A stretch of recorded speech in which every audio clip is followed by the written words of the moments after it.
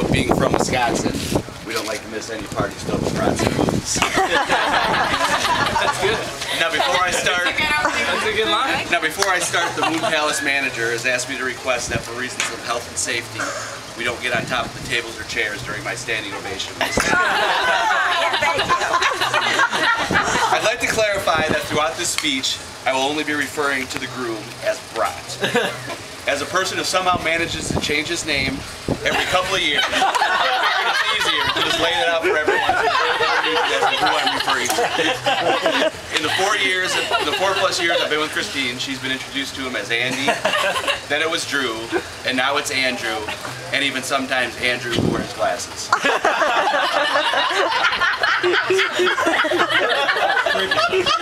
Apparently my main duty is to give everyone an introduction to the groom.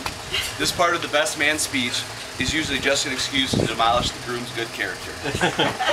Now on the flight here I thought about this, and I don't see any reason to break with the tradition. But it's actually not that easy, because he's such a great guy, a great family man, and a great friend. There isn't much that I can embarrass him with. However, he does have a few minor things. And since most here know him well, you will probably already be familiar with these. But anyone just getting to know him, or if you've been blind to the truth for the past 30 years like maybe his parents, there are a few things about him, and some things that you should be on the lookout for the rest of the night. To begin with, he has always been a world-class poet. Some would reference here the poetry books that he tried to publish in high school, but to do so would be overlooking the fact that he used to attempt to write rap songs for Puff Daddy. And he even submitted them to an MTV contest. Just think, had he won that Making of the Band contest, we could be hearing about him on TMZ ahead of his lookalike, Spencer Pratt on the Hills. And we could be referring to the couple tonight as some morphed together name like Andrin. Now how do you reminisce about Brat without talking about the convertible truck? Now technically, Steve should probably be getting the credit for this, but you know what, it's not your wedding. What a great vehicle. Weren't there like 5 in the world only made? Yet there was 2 in Roscoe.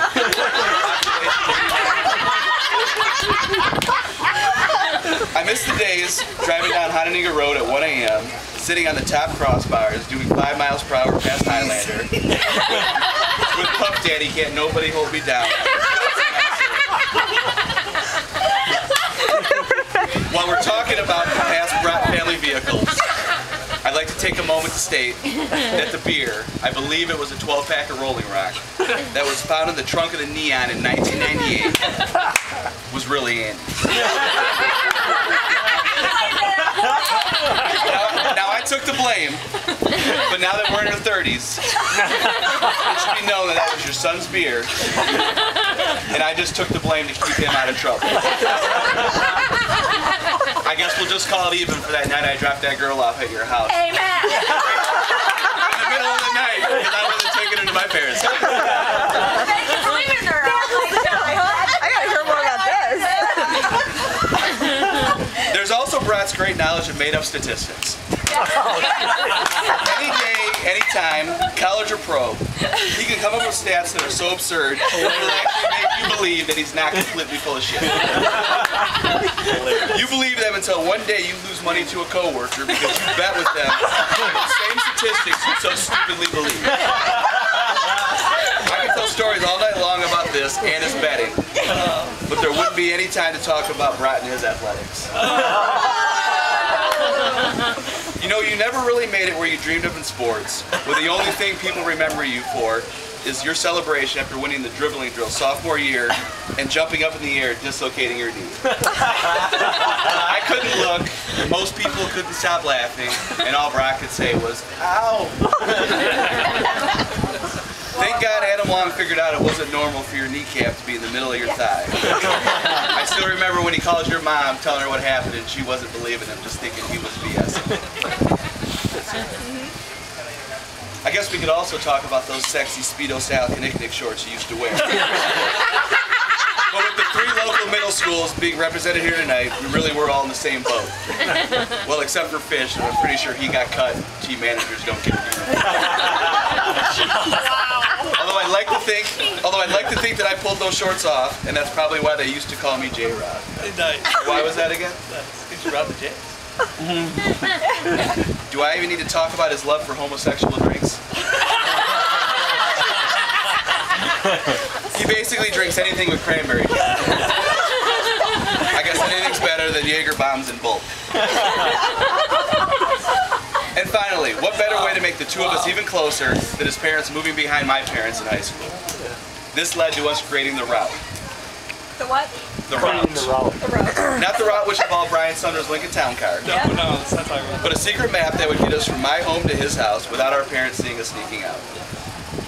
Uh-oh. Not exactly sure why we needed a map when our parents' backyards actually touched. Unfortunately, it was never really used except for the one time that I ran away for the night. And I'm still sorry that I lied and never actually told my parents that I was there. I had many of those occasions. I got some good ones about the booze hound too, but I won't go there. Mainly because of the threat I received from Christine about never getting out of the doghouse at home. I want to make fun of her BFF. I swear, every time I get home from work, they're on the phone. When they finally get off, the rest of the night is spent texting, followed by a whole bunch of giggles. How many questions can one have about shoes or a new top? I guess it's healthy to have real life friends and not just someone tagged in a picture on your guys' Facebook page. I am glad that you and Christine have become so close, and I do enjoy driving you girls out to the bar on your monthly G&Os. Except when I get called a douchebag. Hopefully marriage life doesn't change. Now I wouldn't be the best man if I didn't at some point tonight make reference to all Bratz women of the past. Oh yeah. So all I will say is, out of all of his previous girlfriends, you truly are my favorite, and I'm glad he made you a keeper. I think everyone here will agree that you make him a much better person, and any of us that were at the proposal know you clearly make him a much better lover.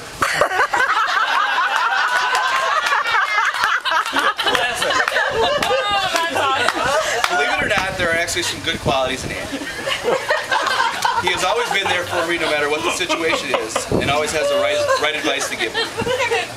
He's been one of my best friends for the past 17 years, and these are just a couple of the reasons why he will be the best man at my wedding. My great friend has found his perfect match, and they are made for each other.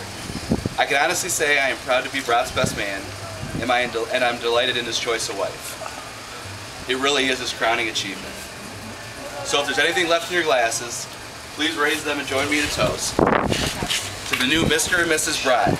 Salute. I'd like to wish them a future full of health and happiness. Thank you.